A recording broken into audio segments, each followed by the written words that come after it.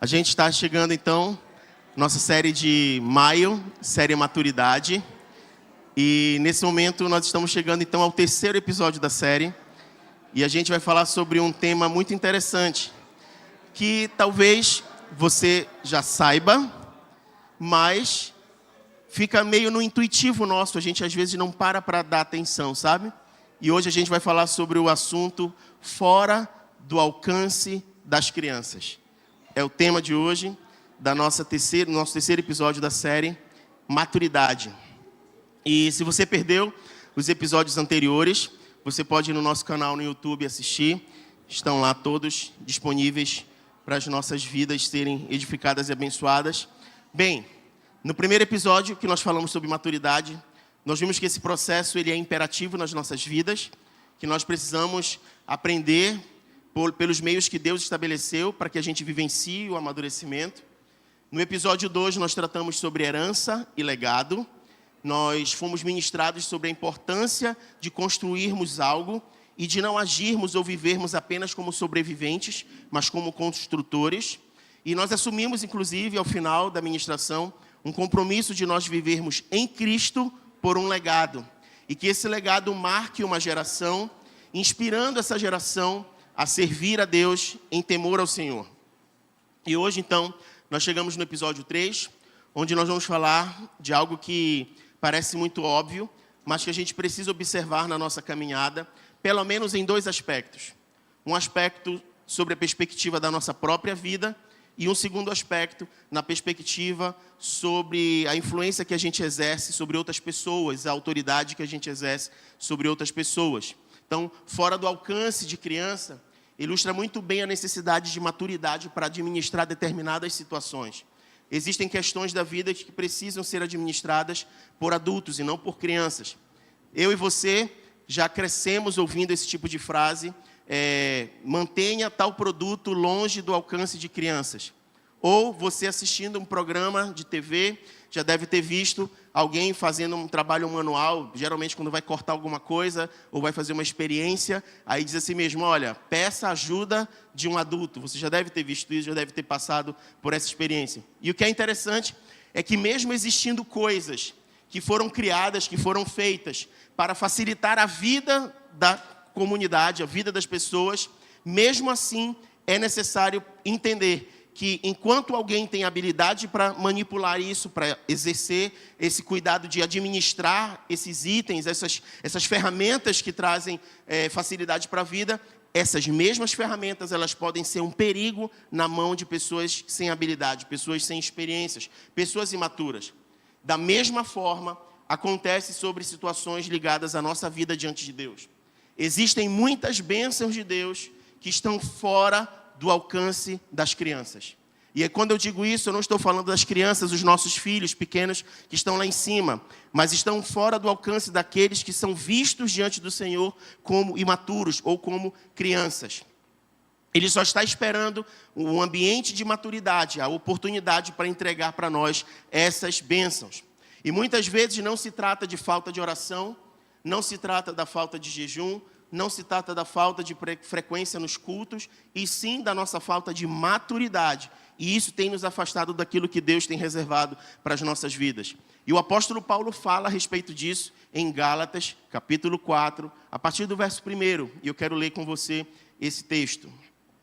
Gálatas 4, a partir do verso 1, diz assim: afirmo, porém, que durante todo o tempo em que o herdeiro é menor de idade, ele em nada é diferente de um escravo, mesmo sendo dono de tudo. No entanto, está sujeito a tutores e a administradores até que o tempo determinado por seu pai. E por que o pai estabelecia, então, esse tempo antes do filho poder usufruir da herança? Era pela plena evidência de que faltava maturidade para ele exercer a administração daquilo que estava sendo colocado nas mãos dele. Obviamente, quem precisa de tutores e cuidadores ainda não está em condições de governar a sua própria vida.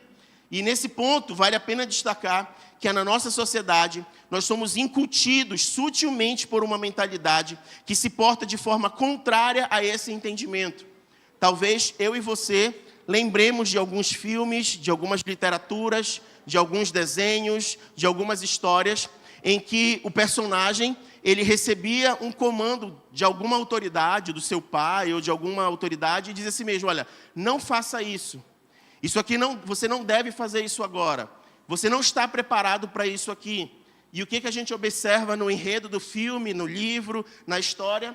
A gente observa um comportamento que é visto como desbravador, que é visto como ousado e corajoso, em que o personagem desobedece uma recomendação, desobedece uma ordem e acaba fazendo aquilo que o impulso dele quer fazer.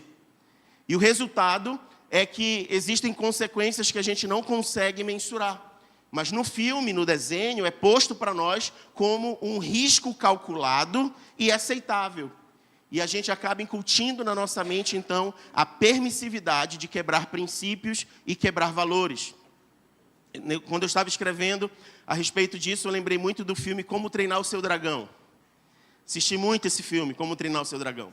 E aí você tem o Soluço, um jovem viking, que não tem o estereótipo de um viking, mas o pai dele é o líder da tribo lá, da aldeia lá. E aí ele então precisa desobedecer o pai dele para criar aquela história bonita dele com o dragão lá, o Faísca. É isso, né? Faísca? Banguela. Faísca, Banguela. É o outro, né? Então, perceba o que está incutido nessa história. Se for por uma boa causa, eu posso quebrar um princípio. Se for por um bom motivo, eu posso desobedecer. Se for uma boa intenção, eu posso me rebelar contra os meus pais.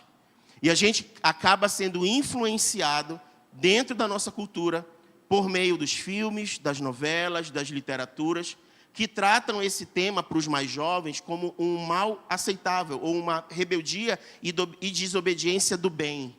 Onde é possível, então, desobedecer por uma boa causa. É possível, então, ter atitudes que quebram princípios por um bom motivo.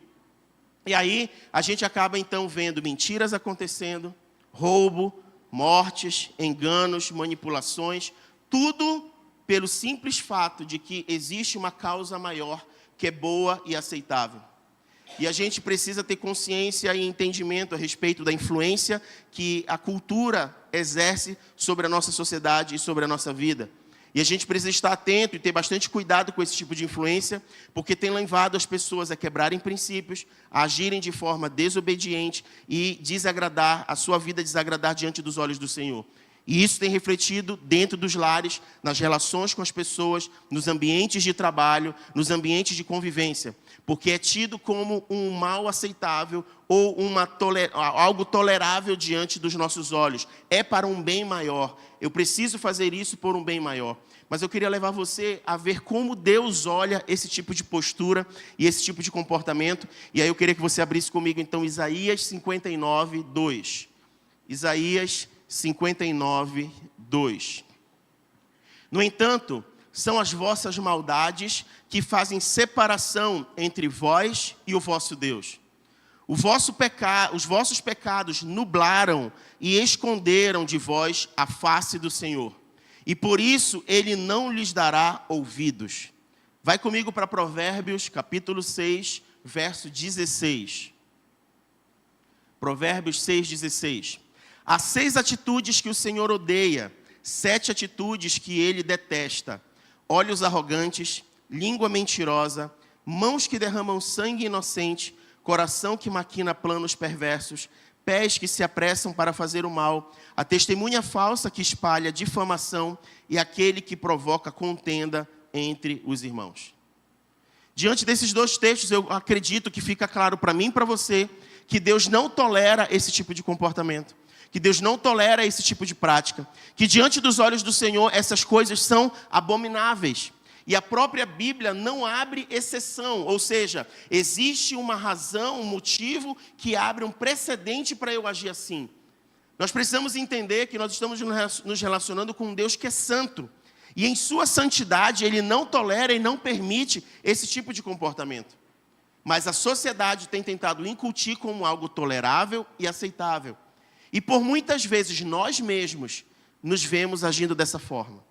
permitindo isso dentro de casa, permitindo na nossa própria vida, lidando nas relações do ambiente de trabalho desse mesmo jeito, lidando nas relações familiares desse mesmo jeito, mas diante dos olhos do Senhor, sendo reprováveis, porque o Senhor não tolera esse tipo de comportamento, esse tipo de conduta. Afinal, que diferença haveria entre quem serve a Deus e quem não serve a Deus, se todos agirem do mesmo jeito? Está dando para entender? E a gente acabou criando uma cultura de que Deus não tolera o meu pecado, mas Ele me ama. E talvez você já tenha escutado essa frase. Deus não ama o pecado, mas Ele ama o pecador. Abre comigo Salmo capítulo 5 já. Salmo 5, verso 5. Salmo 5, 5 diz o seguinte: os arrogantes não são aceitos na tua presença.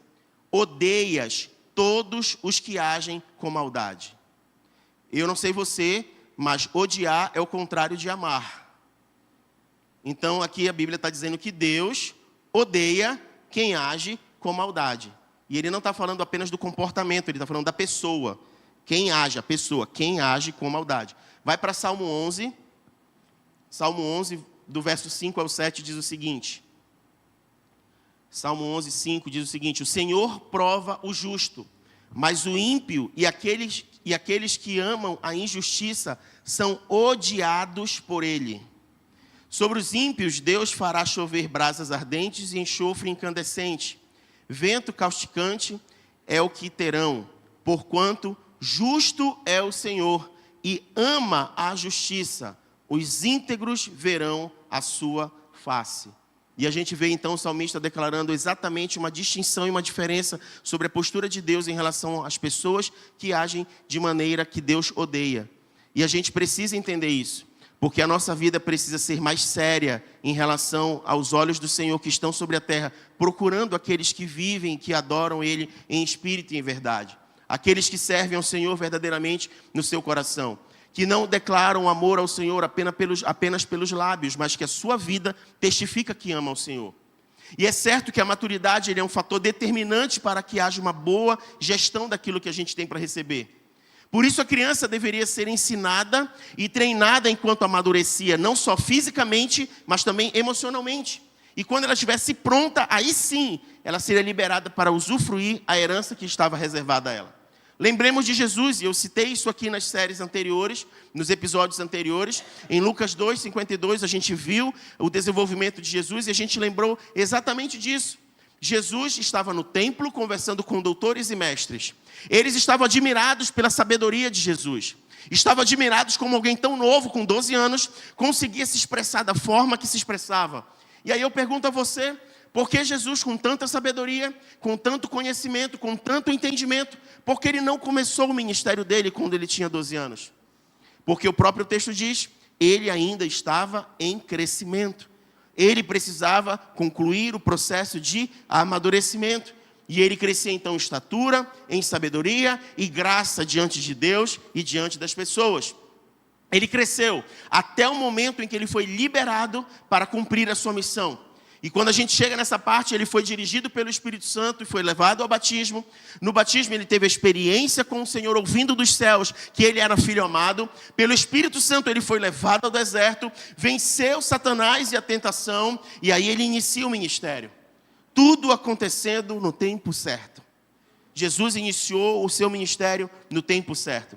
Se você calcular dos 12 aos 30, quando ele começou o ministério, ele passou ainda quase o dobro da fase que ele já tinha vivido até começar o seu ministério. Nós não estamos falando aqui que existe um tempo engessado para cada um, mas a gente está falando sobre uma necessidade de esperar e viver o processo que nos leva ao amadurecimento. O apóstolo Paulo fala a respeito disso em Gálatas 4, no verso 3, continuando o texto que a gente leu ainda há pouco. Ele diz, da mesma forma nós, quando éramos menores, estávamos debaixo de um sistema que nos escravizava aos princípios básicos desse mundo. Ou seja, existem coisas que a gente vai precisar enfrentar na vida enquanto nós estamos em determinadas fases, até que a gente passe para uma nova fase. Aqui o apóstolo Paulo faz um paralelo que ilustra bem a realidade. Da mesma forma, nós precisamos amadurecer a fim de que a gente possa acessar a herança plena, aquilo que está reservado para as nossas vidas. E se nós formos adiante e formos lá para a parábola do filho pródigo, por exemplo, que é uma parábola que fala a respeito de um filho que exigiu a herança do seu pai, que está lá em Lucas capítulo 15, nós já vimos esse texto, já lemos, já estudamos várias vezes, mas a gente pode perceber aqui como a imaturidade do filho mais novo se evidenciou em seu comportamento. Ele primeiro quebra um princípio, porque ele pede a herança do seu pai. Ao pedir a herança do pai, era como se ele estivesse desejando no seu coração que aquele pai estivesse morto, porque a herança só era acessada após a morte de quem era responsável por ela. Então a gente percebe aqui primeiro a quebra de um princípio. Ele queria a morte do pai para receber a herança. E depois a motivação do seu coração estava errado. Por quê? Porque ele queria viver longe do pai. Ele queria ser independente, fazer as suas escolhas, sem precisar prestar conta com ninguém, sem precisar dar satisfação para ninguém. Eu não sei você, mas eu já passei por isso, minha mãe está aqui, é testemunha. Quando a gente vai começando a chegar na fase dos 18 anos, parece que dá uma coíra na gente que a gente quer sair de casa para ser independente. Parece que dá um negócio na gente porque a gente não quer mais ficar debaixo das regras e das normas da casa dos nossos pais. E a gente começa a querer dar jeitinho para essas coisas acontecerem. E aí, sem perceber, você vai quebrando princípios, vai quebrando princípios, vai quebrando princípios. Eu mesmo posso testemunhar para vocês, por conta de uma amizade, eu quebrei vários princípios de desonra aos meus pais. Porque eu comecei a fazer 18 anos, aí eu já fui para a universidade, eu fui novo para a universidade, me formei novo, me especializei novo, consegui emprego novo, trabalhei numa boa escola, comecei a ganhar bom salário. Meu pai, transplantado de rim, sem ser transplantado, ainda estava fazendo a hemodiálise com a fístula, e eu tinha um carro que eles não sabiam que eu tinha. Eu tinha comprado um carro. O carro ficava estacionado no batalhão de polícia, próximo de onde a gente morava, para eles não saberem que eu tinha o carro. E o meu pai ia de ônibus fazer hemodiálise. E chegava em casa sangrando, porque ele vinha segurando a barra do ônibus e vinha sangrando.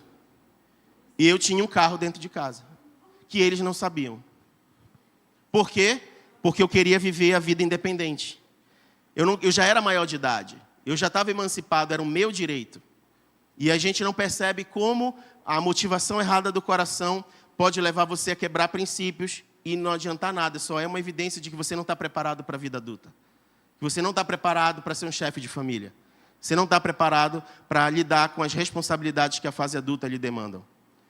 Aí a gente só aprende isso quando a gente se coloca no lugar, né? E se fosse eu precisando do carro, numa situação de saúde, e sem saber que próximo a mim eu poderia estar sendo assistido por alguém da minha própria família, da minha própria casa.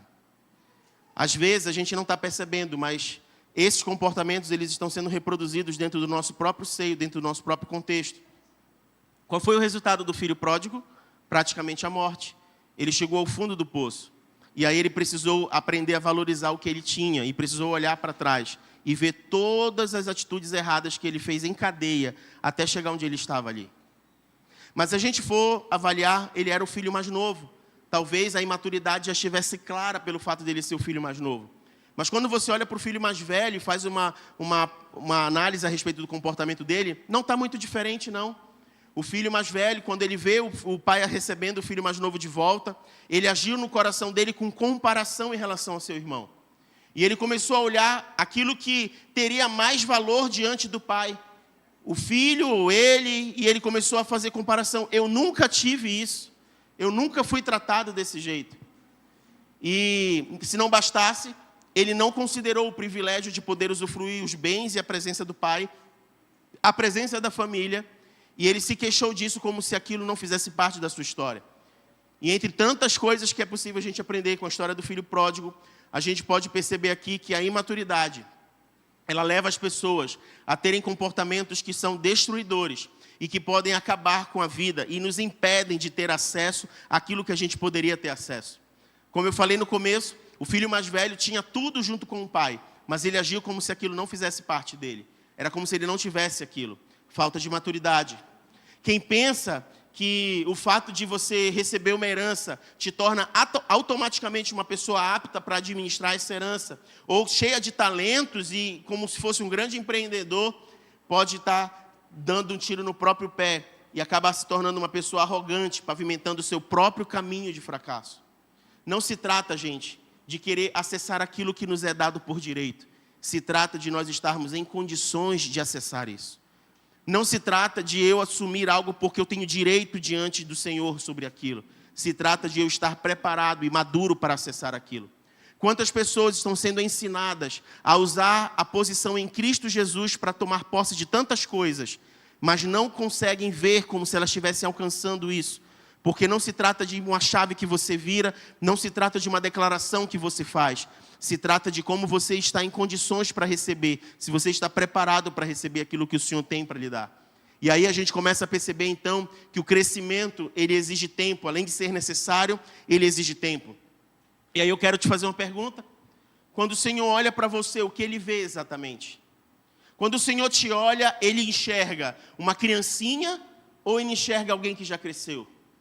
Quando Ele olha para você e olha os seus comportamentos, Ele encontra alguém birrento, cheio de vontade, mimado, que bate o pé, que faz becinho?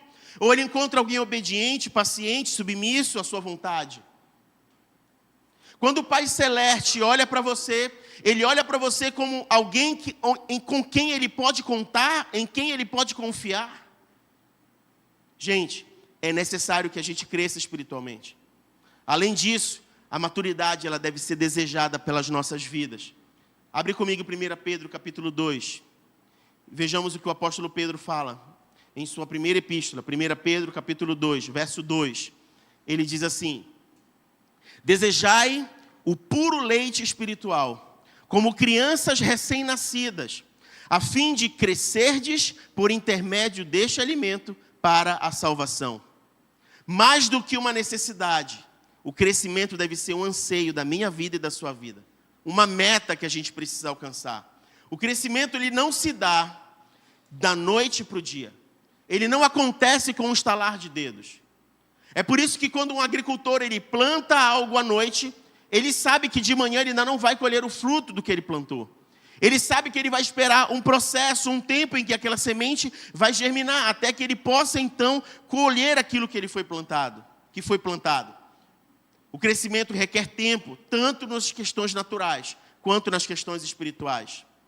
Ninguém nasce adulto, bebê ele cresce, se torna criança, a criança cresce, se torna adolescente, o adolescente cresce, se torna jovem, o jovem cresce, se torna adulto. E mesmo quando a gente chega na fase adulta, onde fisicamente a gente não tem mais para onde crescer, nós podemos crescer de forma espiritual e de forma emocional, além de podermos desenvolver várias habilidades. Ou seja, é sempre um degrau a mais que nós podemos alcançar. Tudo no seu tempo determinado. E é por isso que Paulo orienta Timóteo. Em 1 Timóteo capítulo 3, verso 6, o apóstolo Paulo orienta Timóteo a respeito de algo. 1 Timóteo 3, 6, ele diz o seguinte: não deve ser recém-convertido, a fim de que não se ensoberbeça e caia na mesma condenação em que caiu o diabo. O que Paulo está falando a Timóteo? Timóteo, liderando a igreja, precisava então contar com pessoas que pudessem auxiliá-lo no pastoreio da igreja, na liderança da igreja. E aí o apóstolo Paulo chega com Timóteo e diz assim mesmo: aqueles que desejam o episcopado, ou seja, o ministério para o ensino, para pastorear a igreja, ombrear com você como liderança dessa igreja, não pode ser recém-convertido ou neófito. Neófito do grego significa recém-implantado. Então ele está dizendo que não é possível que alguém recém-plantado, recém-nascido, recém-convertido pudesse assumir tal responsabilidade. Ele explica por quê. Ele explica que isso pode gerar uma traição no seu próprio coração, com motivações erradas. Pode gerar soberba. Imagina uma pessoa, então, recém-chegada, a gente costuma dizer isso no ditado popular, chegou agora e já quer sentar na janela, né? Então você imagina alguém, então, que não tem experiência nenhuma, que é recém-chegado, que aceitou Jesus agora, não tem experiência com a palavra, e está, então, liderando e ensinando outras pessoas. Sem o devido crescimento espiritual, a exposição a determinados sentimentos, oscilação de posturas, motivações erradas, podem levar a uma desaprovação diante dos olhos do Senhor. Além de servir de mau exemplo para as outras pessoas. E aqui nós temos então o cuidado com a imaturidade e a necessidade de nós sermos achados diante do Senhor como pessoas maduras. Mas eu quero dizer também uma coisa para você. Não apenas o crescimento existe tempo, mas não depende apenas do tempo. Na semana passada eu falei para vocês que existe uma linha muito fina entre a experiência de vida e a maturidade. E é por isso que nós encontramos muitas pessoas avançadas de idade, cheios de experiências na vida, mas lidando com situações como se fossem ainda imaturas, porque não depende apenas do tempo. Nós precisamos então ver que o crescimento espiritual e emocional fazem parte do processo de amadurecimento que o Senhor tem para as nossas vidas. E eu quero levar você então a abrir comigo Hebreus capítulo 5, a partir do verso 12, para nós vermos o que as Escrituras nos ensinam a respeito disso e como o autor de Hebreus deixa claro que não é apenas uma questão de tempo.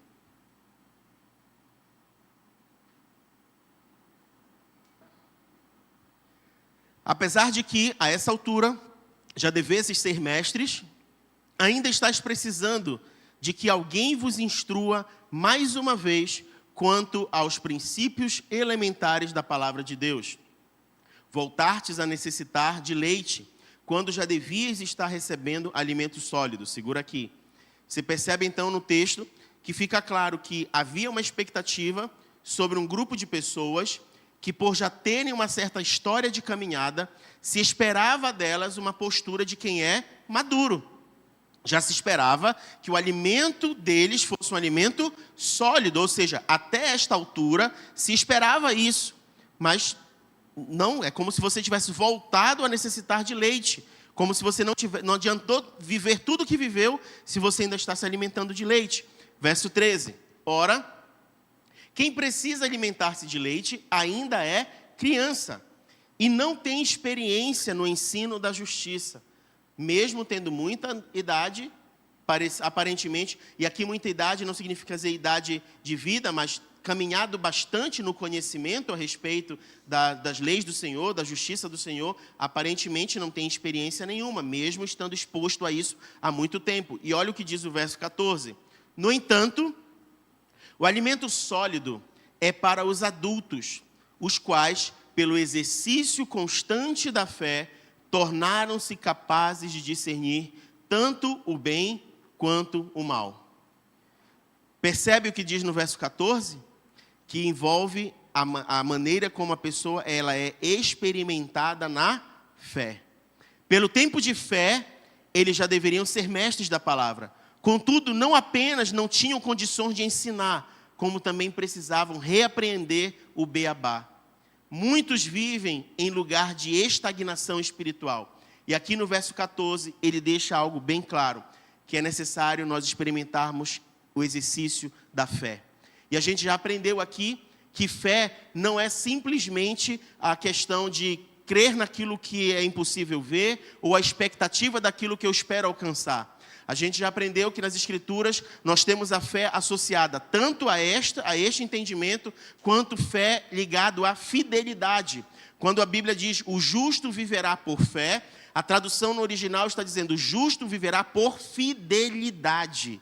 Então, além de eu ter fé no sentido de crer naquilo que os meus olhos não veem, de ter certeza e convicção de que eu vou receber algo que ainda não está nas minhas mãos, eu preciso entender que fé tem a ver com fidelidade. Ou seja, o exercício constante da fé envolve eu caminhar com o Senhor, crendo em quem Ele é, sabendo quem Ele é, na certeza de que Ele fará coisas maiores do que eu experimento, mas também tem a ver com eu caminhar em fidelidade diante daquele que é fiel. Ele é fiel e diante da sua fidelidade, eu me porto em fidelidade neste relacionamento. Ou seja, vivo uma fé não fingida, uma fé sem fingimento. E a maneira que a gente vive e lida com esse constante exercício de fé, de glória, em fidelidade diante do Senhor, nós somos aperfeiçoados e ganhamos uma musculatura que nos torna capazes de discernir tanto o bem quanto o mal, é o que diz o texto. Infelizmente, algumas pessoas têm reduzido a sua fé apenas às conquistas materiais, apenas na relação com Deus que lhes entrega tudo aquilo que desejam, mas não olham para a sua vida como quem precisa andar em retidão e fidelidade diante do Senhor. Desculpa, Deus não se relaciona dessa forma. Isso vai contra o seu caráter, isso vai contra os seus princípios, isso vai contra quem ele é. E nós já lemos aqui. Deus odeia a iniquidade, ele não compactua com o mal. Não adianta acreditar ou achar que o Senhor vai passar a mão sobre aquilo que ele reprova.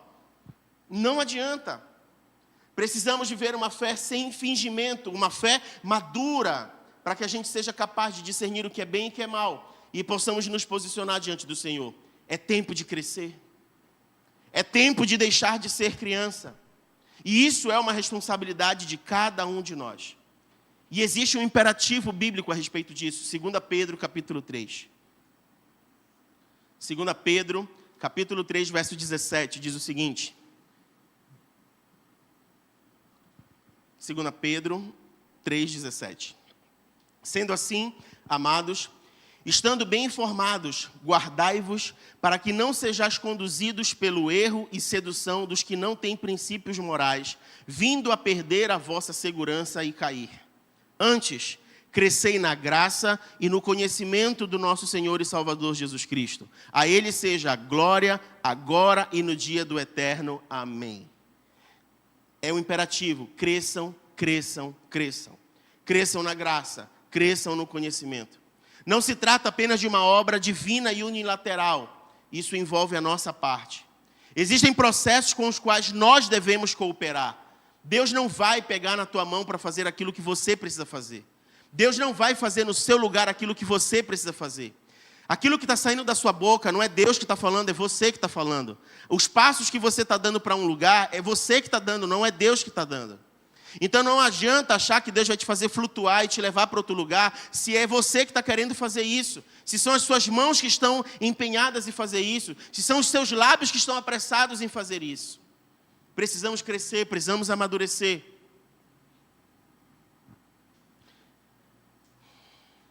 E eu quero dizer para você uma coisa. Lá no começo da ministração eu falei que haviam duas perspectivas sobre isso. Uma perspectiva ligada à nossa vida e uma perspectiva ligada ao outro com o qual a gente exerce influência. E eu preciso dizer para você, nós precisamos ser diligentes conosco sobre o que precisa ser feito na nossa própria vida, mas a gente precisa entender a responsabilidade que a gente exerce sobre os outros. Os mais experientes e maduros precisam ajudar os imaturos.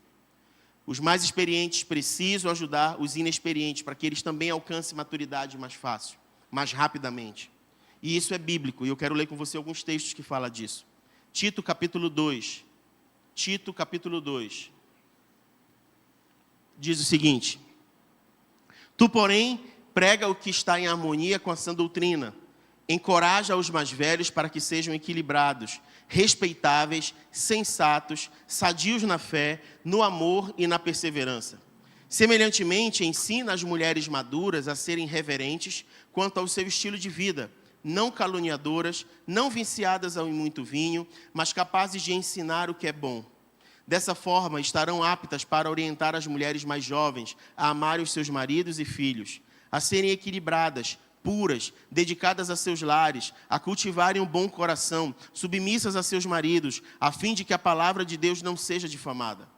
Exorta de igual modo os jovens para que tenham bom senso, que teu modo de agir seja exemplar em tudo, e na teologia mostra integridade, sobriedade, linguagem sadia e irrepreensível, para que todo inimigo seja envergonhado, não tendo razão para falar mal de nós. É bíblico a responsabilidade dos mais velhos sobre os mais novos. É bíblico a responsabilidade sobre os mais experientes em relação aos mais inexperientes. É bíblico a responsabilidade que a gente precisa ter como pais em relação aos nossos filhos. É bíblico a gente ter a relação como irmãos. E aqui fala sobre boas posturas, bons comportamentos. Vai para 1 Pedro, capítulo 5, verso 5. 1 Pedro 5, 5. Do mesmo modo, jovens, sede submisso aos mais velhos. E todos vós igualmente tratai com humildade uns aos outros, porquanto Deus se opõe aos orgulhosos, mas concede graça aos humildes. Sendo assim, humilhai-vos sob a poderosa mão de Deus, para que Ele vos exalte no tempo certo. Lançando sobre Ele toda a vossa ansiedade, porque Ele tem cuidado de vós. Sede sensatos e vigilantes. O diabo, vosso inimigo, anda ao redor como um leão, rugindo e procurando quem devorar. Resisti-lhe permanecendo firmes na fé, conscientes de que os irmãos que tendes em todo o mundo estão atravessando os mesmos sofrimentos. Queridos, precisamos entender a responsabilidade que está sobre os nossos ombros em relação ao outro. Maridos, você tem responsabilidade sobre a sua esposa. Pais, vocês têm responsabilidade sobre os seus filhos. Irmãos, vocês têm responsabilidades uns com os outros. Nós somos responsáveis pela atmosfera que a gente constrói nas relações. O ambiente de trabalho passa pela nossa participação, passa por nós. O ambiente da convivência passa por nós. E nós precisamos discernir a respeito disso. Às vezes a gente é inconsequente, a gente prefere ser impulsivo do que ser responsável. A gente prefere ter razão do que agir com sabedoria. A gente não está preocupado com o coração dos outros, a gente precisa voltar atrás e rever a respeito disso. Existem posturas e exemplos simples do dia a dia que contribuem muito no forjar de um caráter e o estabelecimento de princípios e limites essenciais para a nossa caminhada. Isso precisa ser estimulado e ser observado no nosso meio. Assim como a cultura, por conta dos filmes, como eu contei ainda agora, tem quebrado os valores, os princípios em relação à submissão, a respeito, em relação à convivência, existem outras coisas que passam despercebidas, e eu quero contar para você até um testemunho. Logo que eu casei, vou falar do meu casamento. Logo que eu casei, eu, no primeiro dia, chefe da casa, agora eu sou chefe da casa, né? Menino novo, 20 e tantos anos, chefe de casa agora. Então, eu sou o cara da casa, acordei, andando na casa, passei assim para o banheiro, aí a minha esposa me chama assim, ei, tem algum estranho aqui? Aí eu falei, não, por quê? Chegou, abriu a porta, saiu do quarto, entrou no banheiro, não falou nada, não deu bom dia, como é isso? Aí de manhã eu não gosto de falar com ninguém. Sou uma pessoa de poucas palavras pela manhã. Ela fez assim, ó. Aqui não. Aqui não. Aqui todo mundo se respeita, todo mundo se ama, todo mundo se fala. Pois pode voltar. Trate de dar bom dia, boa tarde, boa noite. Ainda quero beijo. Pode vir, porque aqui a coisa não vai funcionar desse jeito. E aí você pensa que é uma coisa simples. Pensa que é uma coisa simples, mas pensa comigo. Quantas pessoas entram e saem dos lugares sem cumprimentar os outros? Quantas pessoas fazem as coisas e não dão obrigado, não dizem obrigado ou com licença? O pastor Luciano Subirá conta uma história que o pai dele incentivava ele, os irmãos, os filhos, né, a serem empreendedores. E aí o pastor Luciano, na época da juventude, então ele era um grande empreendedor porque ele conseguia fazer dinheiro com aquilo que ele recebia, mas o irmão dele era empregado de uma pessoa, de um lugar. E aí ele ficava tirando chacota do irmão, porque o irmão tinha horário para cumprir, o irmão tinha que dar satisfação ao chefe, o irmão tinha um salário fixo, tinha dia para trabalhar, dia de folga, e ele não, como ele era empreendedor, ele dava conta da gestão do tempo dele, do recurso dele, e ele se via assim, por cima da carniça, até que um dia ele foi chegando em casa, o pai dele estava conversando com um senhor na sala, e aí ele vem passando, olá, tudo bem, bom dia, passando, aí o pai dele, vem cá, volte aqui, aí, diga pai, aí disse aqui, cumprimente seu novo patrão. Aí, mas como assim, pai? Não, eu sou empreendedor, eu tenho meu dinheiro, eu não preciso disso. Não, a partir de agora, você vai trabalhar com ele, a partir de amanhã você inicia o trabalho, às 8 horas da manhã se apresente no local, você vai... Mas pai, por que eu estou passando por isso? E aí, o pai dele foi explicar para ele o seguinte, do jeito que você está, você não está aprendendo a ter limite. Você não dá satisfação para ninguém, você não cuida do seu horário com regras, você não sabe se submeter à autoridade de um patrão, e a vida não é assim. E hoje, depois de maduro, ele olha para essa história com gratidão pelo que o pai dele fez em relação à vida dele. Tem coisas que a gente não percebe o valor que elas geram na vida das pessoas. Nós precisamos começar a atentar a respeito disso. Coisas simples. Eu vou dizer para você uma coisa simples que acaba sendo um puxão de orelha. Toda sexta-feira eu venho para cá arrumar as coisas para a oração. E eu tenho chegado aqui às sextas-feiras e sabe o que eu tenho encontrado no chão da igreja? Papel de bombom. Papel de bombom. Que pode ser do adulto e pode ser da criança. E que se encaixa exatamente no que a gente está falando. Eu encontro copo descartável com o resto de água e de café espalhado. E aí eu fico me perguntando, a mão que abriu ou que pegou essas coisas, ela não pode botar no lixo?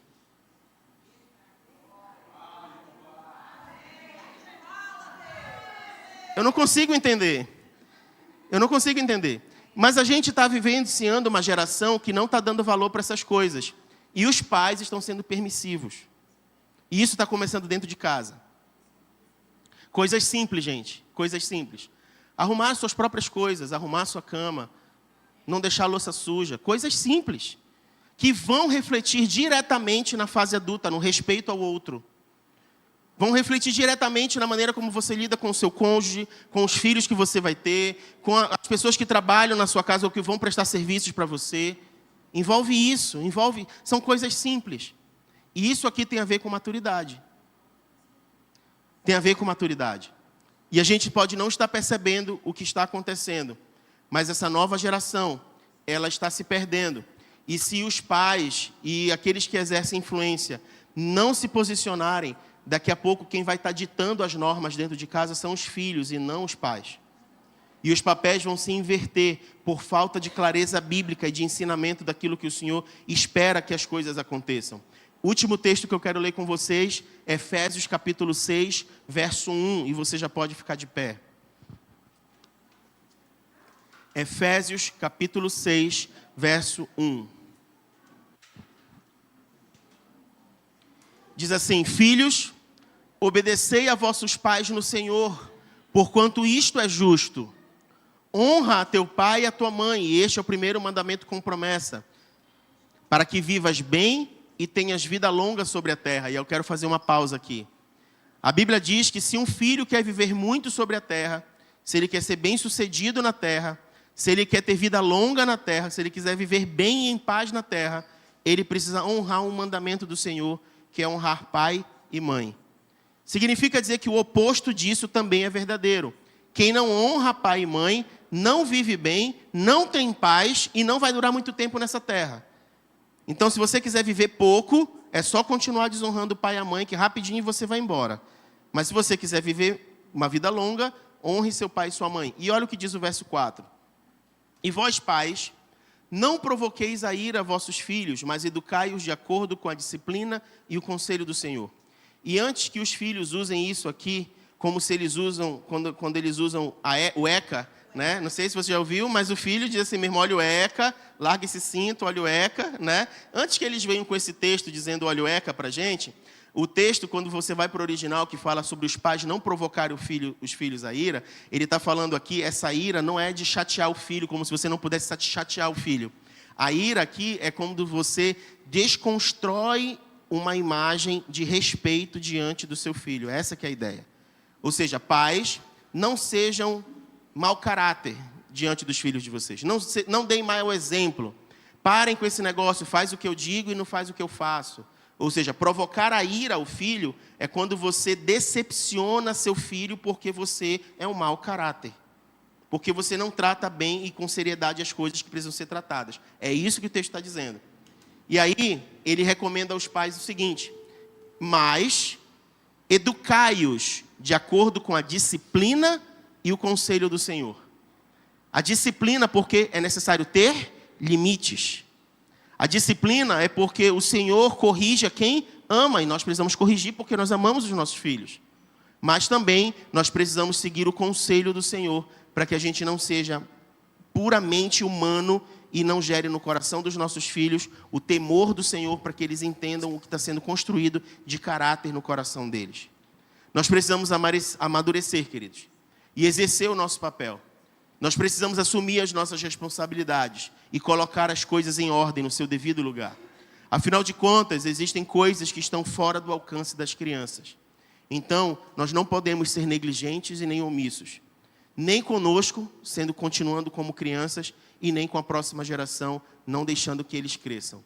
E isso passa pelo que a gente está fazendo agora. Que essa palavra chegue no seu coração como ensino, como discernimento, como clareza, para aquilo que você pode começar a fazer hoje. Quer um conselho? Comece a colocar as coisas em ordem hoje na sua vida. E comece a colocar as coisas em ordem hoje na sua casa.